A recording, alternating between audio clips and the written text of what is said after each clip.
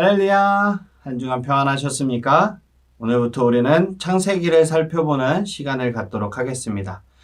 성경을 단락별로 해서 창세기 50장까지 우리 목사님들이 설교하시는 것처럼 강해식으로 한 절 한 절 보는 것이 아니라 구속사의 관점으로 이제 성경을 바라볼 것입니다.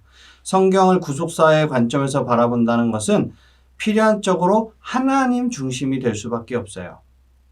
하나님 중심이란 인간의 책임보다는 하나님의 주권을 앞세우는 것을 의미하죠. 그렇게 하나님께서 우리에게 어떠한 구속의 역사를 펼쳐나가시는지 부족하지만 저와 함께 성경 속으로 들어가 보도록 하겠습니다. 자, 오늘은 창세기 1장 1절부터 25절까지의 말씀을 우리가 살펴볼 건데요. 우리 일단 1절부터 한번 보도록 하겠습니다. 태초에 하나님이 천지를 창조하시니라. 창세기는 태초에 하나님이 천지를 창조하시니라 라고 이렇게 시작을 하고 있는 모습을 보게 됩니다. 이것은 선포적이지 설명적이 아닙니다. 그러므로 누구도 거부할 수 없게 하는 권위와 장엄함이 있는 거죠.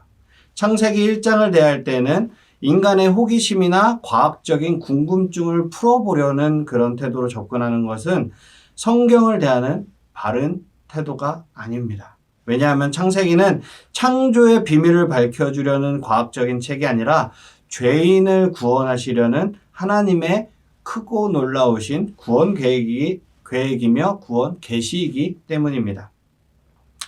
그러므로 창세기는 단순한 역사적인 기록도 아니요 등장하는 인물들의 입지전적인 기록이 아니라 계획하신 바를 주권적으로 이루어 가시는 하나님의 자기 계시입니다.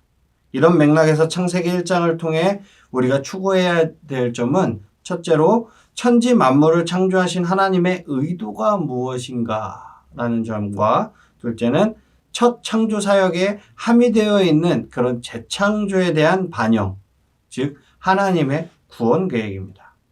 그럼 우리 일단 큰 틀에서 천지 창조를 한번 살펴보도록 하겠습니다. 첫째 날에는 빛이 있으라 하셨고 둘째 날에는 궁창을 나누셨어요. 그리고 셋째 날에는 묻이 드러나라고 말씀하셨고 넷째 날에는 그 두 큰 광명체로 낮과 밤을 주관하게 하셨어요. 그리고 다섯째 날에는 하늘과 바다를 채우시고 여섯째 날에는 땅을 각양각색의 그런 생물들로 채우셨습니다. 자, 이제 첫 번째, 태초에 하나님이 천지를 창조하시니라 라고 선포하고 있습니다. 이것은 1장 2절부터 안식하셨음이니라 라고 말씀한 2장 3절까지를 포괄하는 내용이에요.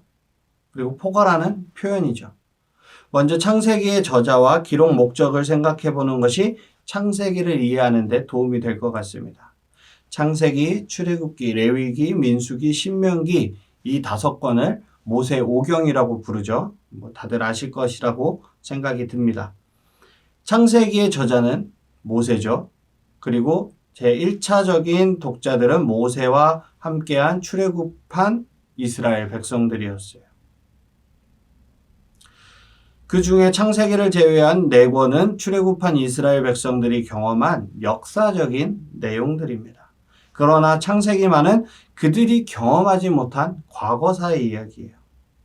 이스라엘 백성들이 애굽에서 400년간 노예 생활을 하는 동안 잊고 지냈던 천지 창조로부터 출애굽이 있기까지의 그 역사적인 배경을 알려주고 있는 것입니다.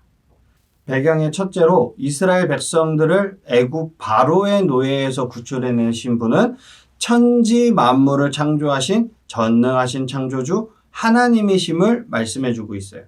그래서 1장의 칭호는 하나님으로 되어 있습니다. 그리고 배경의 둘째로는 그들의 조상 아브라함과 이삭과 야곱에게 언약을 세워주신 여호와이심을 가르쳐줍니다. 그래서 2장부터는 칭호가 여호와 하나님으로 되어 있어요. 그래서 자신의 조상들이 어떻게 해서 애굽으로 내려가게 되었는지와 그리고 때가 참에 약속하신 대로 바로의 노예에서 해방시켜 주셨다는 점을 출애굽 1세들에게 말해주고 있는 거예요. 이것이 창세기를 기록한 1차적인 목적입니다. 그런데 성령의 감동하심으로 창세기를 기록하게 하신 궁극적인 목적은 아브라함에게 내 씨로 말미암아 천하 만민이 복을 얻으리라 라고 말씀하신 그 메시아의 축복을 그 받게 되는 모든 사람들, 하나님의 백성들에게 자신들을 구원하시기까지의 하나님의 구원 계획과 그것을 어떻게 성취해 나오셨는가를 깨닫게 하려는 데 목적이 있어요. 그래서 겸손히 하나님의 주권 앞에 무릎을 꿇고 하나님 경외하기를 배우게 하려는 것입니다. 사도 바울은 누가 주의 마음을 알아서 주를 가르치겠느냐? 그러나 우리가 그리스도의 마음을 가졌느니라 라고 말씀하고 있습니다. 그러므로 성경을 깊이 상고할 때 특히 창세기 1장에서 3장에 나타난 그 하나님의 마음을 깨닫는 것이 중요해요. 왜냐하면 성경의 첫 부분에서 시작이 된 그 내용들이 성경 마지막 부분, 계시록에 이르러서 이루었도다 나는 알파와 오메가요 처음과 마지막이라 하고 완성이 되는 구조이기 때문이에요. 그러므로 1장부터 3장을 구속사라는 관점으로 심도 있게 살펴보고자 합니다. 언제나 중요한 것은 기본이 튼튼해야 한다는 거예요. 그러므로 지루하다고 생각하지 마시고 원리적인 말씀에 확고해지시기를 축복합니다. 하나님의 말씀을 상고할 때 우리가 사모해야 할 점은 지나침도 모자람도 없기를 바라는 그런 마음가짐입니다. 아무튼 창세기 1장의 모든 주어는 하나님이에요. 하나님이라는 말이 30번이나 등장합니다.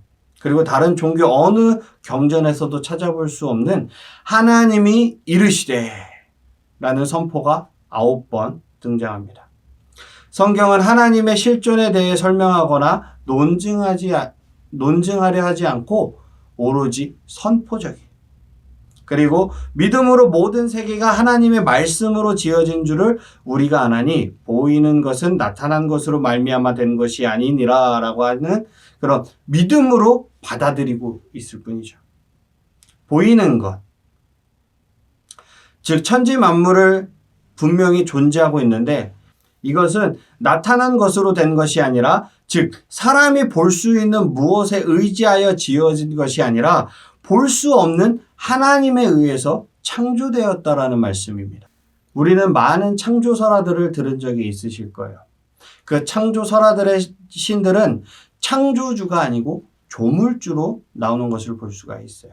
그러니까 무에서부터 창조된 것이 아니라 뭐가 됐든 간에 이제 재료가 있었던 거예요. 뭐 먼지가 있든지 뭐 흙이 있든지 아니면 뭐 아무튼 뭐가 있어서 그것들을 비비든지 주무르든지 해서 만들었다라는 겁니다. 그래서 메이커, 만들었다라는 거죠. 그것은 무에서부터 창조하신 하나님은 유일하신 분이며 참신이라는 것을 보여주게 됩니다. 그래서 이제 첫째 날 빛이 있으라. 태초에 하나님이 천지를 창조하시니라라고 선언한 다음에 첫 말씀이 땅이 혼돈하고 공허하며 흑암이 깊음 위에 있고 하나님의 영은 수면 위에 운행하시니라라고 말씀합니다. 이 점에서 먼저 유념할 점은 하나님의 구원 계획은 영원부터 만물을 창조하신 하나님 속에 감추어졌던 비밀의 경륜이라는 점이에요. 즉 문제가 발생하자 만들어진, 문제가 발생하자 세워진 그런 임기응변의 방편이 아니라는 거예요. 곧 감추어졌던 것인데 하나님이 우리의 영광을 위하여 만세전에 미리 정하신 것이라고 말씀한다는 점이에요. 그렇다면 첫 창조 속에 하나님의 구원 계획이 함축적으로 반영되어 나타난다는 것은 자연스러운 일입니다. 그러므로 감추어졌던 하나님의 비밀의 경륜이 밝히 드러난 이후에 세움을 받은 새 언약의 일꾼들은 이것을 드러내어 증언해야 하는 사명이 있는 것입니다. 그리고 땅이 혼돈하고 공허하며 흑암이 깊음 위에 있는 상황에서 하나님이 이르시되 빛이 있으라 하시니 빛이 있었고 빛이 하나님 보시기에 좋았더라 라고 말씀합니다. 1장에는 좋았더라는 말이 7번 나와요. 4절에 나오는 지금 이 좋았더라라는 말씀이 처음으로 등장하고 있습니다. 그렇다면 땅이 혼돈하고 공허하며 흑암이 깊음 위에 있는 이 상태는 하나님이 보시기에 좋았더라가 아니라는 거죠. 하나님이 보시기에 좋지 않았다라는 겁니다. 그러므로 사도 바울은 이 말씀을 통해서 어두운 데 빛이 빛이라 말씀하셨던 그 하나님께서 예수 그리스도의 얼굴에 있는 하나님의 영광을 아는 빛을 우리 마음에 비추셨느니라 라고 복음의 빛을 보고 있는 겁니다.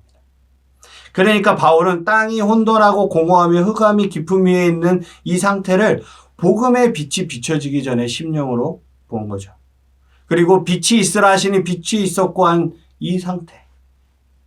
이 상태를 구원을 얻은 상태로 보고 있는 것입니다. 그렇습니다. 이사야 선지자는 흑암에 행하던 백성이 큰 빛을 보고 사망의 그늘질 땅에 거주하던 자에게 빛이 비치도다 라고 예언을 합니다. 복음서에서는 참 빛, 곧 세상에 와서 각 사람에게 비추는 빛이 있었나니 라고 증언하고 있죠. 그리고 이제 하나님의 영은 수면 위에 운행하시니라 라고 이야기합니다.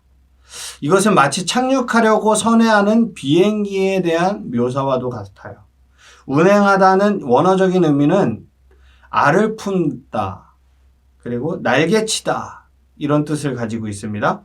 노아 홍수 당시 그가 또 비둘기를 내놓아 지면에 물이 줄어들었는지를 알고자 하매 온 지면에 물이 있으므로 비둘기가 발붙일 곳을 찾지 못하고 방주로 돌아와 그에게로 오는지라 라고 하는 말씀이 있는데, 하나님의 영은 수면 위에 운행하시니라 한 것은 그러니까 임재할 곳을 찾지 못한 상태라고 볼 수가 있죠.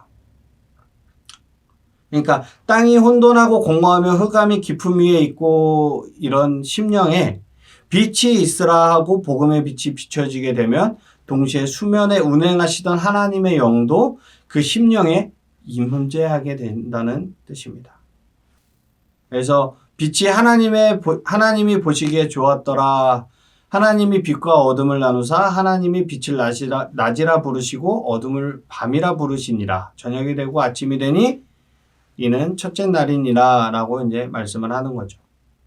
여기에도 주목할 점이 있는데, 땅이 혼돈하고 공허하며 흑암이 깊음 위에 있고 라고 한 이 2절의 상태는 흑암만 있는 상태였습니다. 그런 중에 하나님이 이르시되 빛이 있으라 하시니 빛이 있었고 했다면, 여러분, 어둠에 빛이 비쳤어요. 그러면은 어둠은 물러가게 되고 그 빛이 어둠의 자리를 메꾸게 됩니다. 근데 하나님께서는 빛과 어둠을 나누사 이렇게 말씀하세요. 그러니까 복음을 전파하는 것은 흑암에 행하던 백성에게 빛이 있으라라고 말씀하신 것과 같은 거예요. 주님께서 바울을 부르신 것은 내가 너를 구원하여 그들에게 보내어 그 눈을 뜨게 하여 어둠에서 빛으로 사탄의 권세에서 하나님께게로 돌아오게 하고 죄사함과 나를 믿어 거룩하게 된 무리 가운데서 기업을 얻게 하리라 하더이다 라고 이렇게 말씀하신 것 같이 하시기 위해서요. 그렇다면 바울이 복음을 전했을 때 듣는 모든 자의 심령에 빛이 비춰졌는가? 그 중에 어떤 사람 곧 경건한 헬라인의 큰 무리와 적지 않은 귀부인도 권함을 받고 바울과 실라를 따르나, 그러나 유대인들은 시기하여 저자의 어떤 불량한 사람들을 데리고 때를 지어 성을 소동하게 하여 라고 빛과 어둠으로 갈라졌죠. 지금도 초대교회 시대와 같습니다. 상황은 마찬가지예요.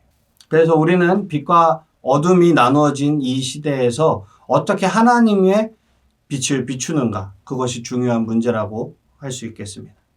그래서 하나님이 이르시되 물 가운데 궁창이 있어 물과 물로 나뉘라 하시고 하나님이 궁창을 만드사 궁창 아래의 물과 궁창 위의 물로 나뉘게 하시니 그대로 되리라 라고 말씀합니다. 하나님께서 천지 만물을 창조하신 과정을 관찰해 보면 옆에 나와 있는 이 도표에 나타난 대로 첫째, 둘째, 셋째 날 동안은 틀을 마련하십니다. 그러니까 말하자면 그릇을 준비하신 것과 같아요. 그리고 넷째, 다섯째, 여섯째 날 동안에는 그 그릇을 채우시는 것을 볼 수가 있습니다. 그러니까 첫째 날에 마련하신 틀에는 넷째 날에 채우시고, 둘째 날 그 틀에는 다섯째 날에 채우시고, 셋째 날 틀에는 여섯째 날에 채우시는 그런 구조로 되어 있습니다. 예를 들어서 첫째 날에 빛과 어둠을 나누셨는데 넷째 날에는 그 해로 낮을 주관하게 하시고 달로 밤을 주관하게 하시죠.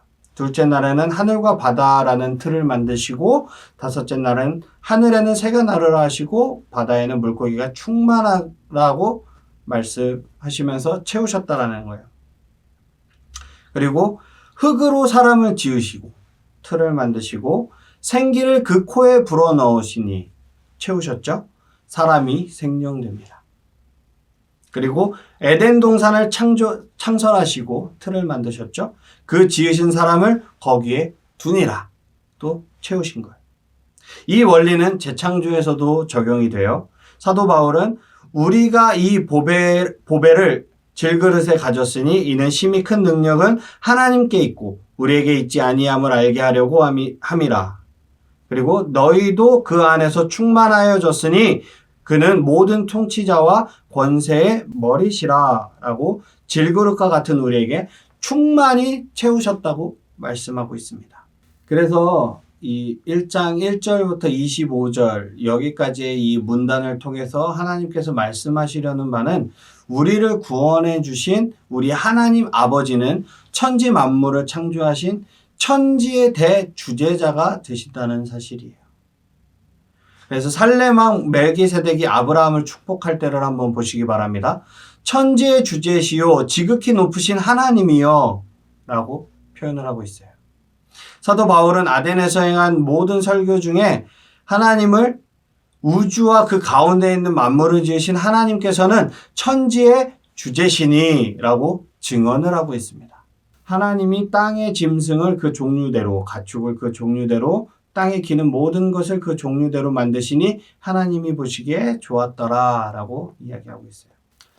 세상에 많은 종교, 많은 신앙의 대상이 있다고 해도 우리가 믿는 하나님, 그 하나님은 천지 만물을 창조하신 창조주요, 전능자시요, 천지의 대주제가 되심을 자랑하며 우리는 힘있게 증언해야 하는 것입니다.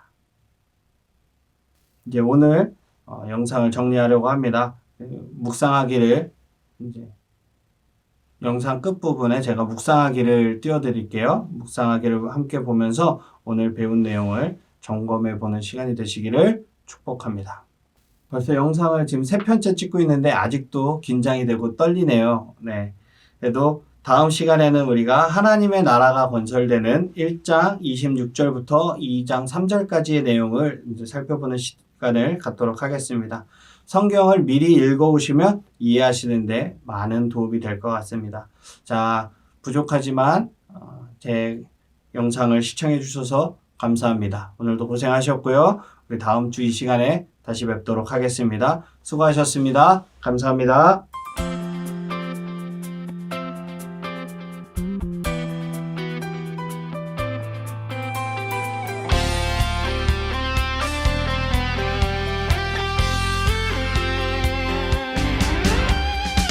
보이지 않는 삶의 여정, 두려움과 이기심으로 가득해.